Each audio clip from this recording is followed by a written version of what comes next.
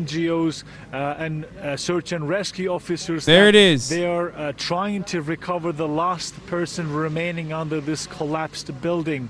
So yes, there is a again race against the time. We've been reporting from the city center in Kahramanmaraş that we're already at 26,000 help since the beginning of today.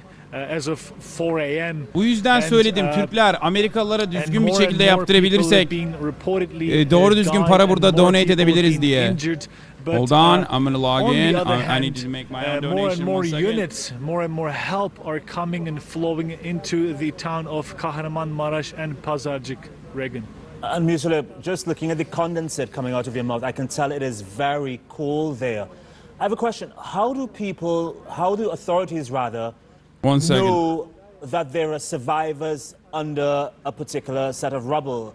Are they relying on missing persons reports? Absolutely, Regan. That's a really good question. First of all, we need to understand that these people know each other.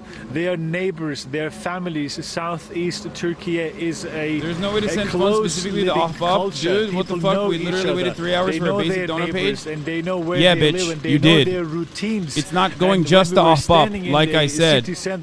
It's going to 4 different charities, but Ahbab is one of the charities that they are fast-tracking the donations to. We literally spent the past 3 hours establishing contact with them. Seeking help for the neighbor's kid. Shut the fuck up. Who was remaining, staying, and waiting for help on the road. Why don't you do it on your own if you want to fucking do it? Jesus Christ, dude. On the other hand, the search and rescue operation units are using their special technique, and I've been trying to observe how they do make it. These motherfuckers happy no matter what. And they have special machines, and I guess they are obtaining some sort of vibrations under the rubble. And from time to time, they're asking people standing just like us around this rubble to be quiet. Wait, did my donation so that not they go can, through? What the fuck? Feel that vibration. They can hear that body being alive or being alive and waiting for help under that rubble, Regan. Mutalip, my producer is now getting me to find out from you if any of the foreign rescue teams have arrived as yet in Kahramanmaraş.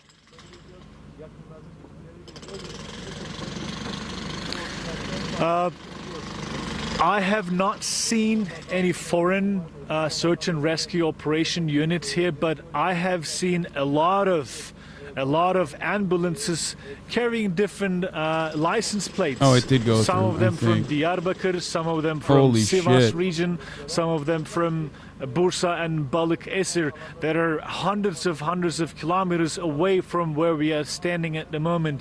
And we were also been reporting and discussing that as we were driving from the capital to Kahramanmaraş, we witnessed and we saw so many units from different NGOs, from Turkish Armed Forces and Red Cross and other humanitarian aid organizations flowing into the epicenter of this earthquake and disaster area. Mutalip, we know since the first earthquake early yesterday morning, it's not 100. The 100 grand is just a. It's just like a limited. That's not the gap. It's not the cap. Okay, we're gonna blow way past that. It's just like in increments. Okay. Absolutely. So the first 2 earthquakes were the beginning of this disastrous day, and in fact, as we were entering the city on our way, we felt the third aftershock, which was not like an aftershock because it was as strong as the first 2 earthquakes. And in fact, AFAD reported that that third earthquake was as strong as 7.5 magnitude. And when we were standing waiting for our lives and hits and talking to people, from time to time you feel the aftershocks. In fact, some of them are strong, some of them are really minor. And even before stopping here, as we were staying in our car, we kind of felt that the car is moving. Even when we were driving to get some gas at the 60 kilometer per hour, we were feeling that vibration. It's already at $85,000. Reported that after that third, the major earthquake, correct me if I'm wrong with the numbers. The AFAD said that there were at least 147 aftershocks after that 3 earthquakes. But yes, and it's a known fact, if there's a major earthquake, the aftershocks, and at least 100 of them, that's a general idea, usually occur, Regan. All right, mutual everyone there for us in Kahramanmaraş. Be safe, my friend. Thank you for the reporting. We appreciate it. Let's go live now to Axel Zaimovic. He is in Gaziantep, which is another area that has been affected by this, by these earthquakes. Axel, what's the situation there like where you are?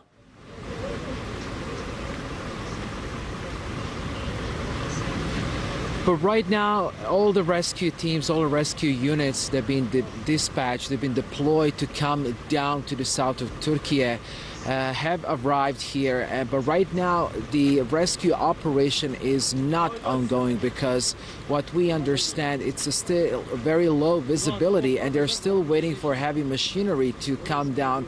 But we have to understand that the roads have been significantly damaged. There's so many bridges that also collapsed during the powerful earthquake. So this is really a hard and one of the most complex saving rescue operations in oh, it didn't confirm my donation until now. History Boom. in There you the go. country, in Turkey right now.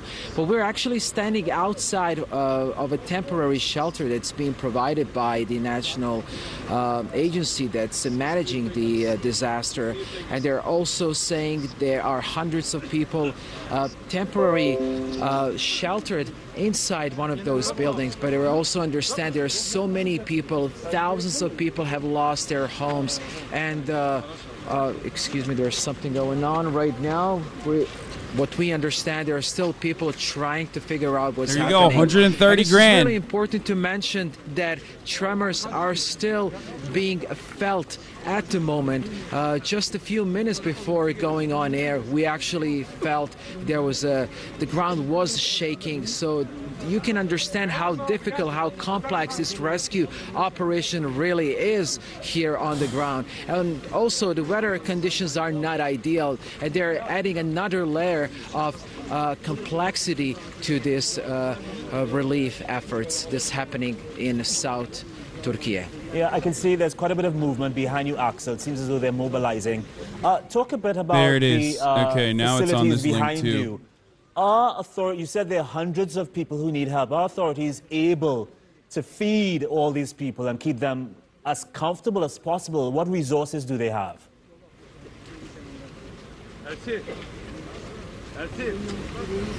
My They've bank been is working around freaking the clock, fuck out. all the governmental and non-governmental Immediately, my bank's like, whoa, just to chill. make sure that those people who are saved from, they were pulled out of the rubble, they get a necessary immediate alert from my bank, bro. Did you do this? Watch out. Shelter, they need blankets, they need a place to stay. And so far what we understand, everything is being provided to these people. But we had a chance to speak one of the families who lost their building actually collapsed this morning, and they said there are still thousands of people trapped in those rubble, but those are just personal accounts of these people. That's something that we cannot personally verify this information, but we understand that there's been a tremendous effort to help these people on the ground, because this is, as I said, one of the most devastating earthquakes that this country has witnessed in the past decades. Before I let you go, Axel, we've been getting a ballpark figure of how many people have been hurt, how many lives have been lost. Do you have specific numbers in terms of how the city Gaziantep has been affected?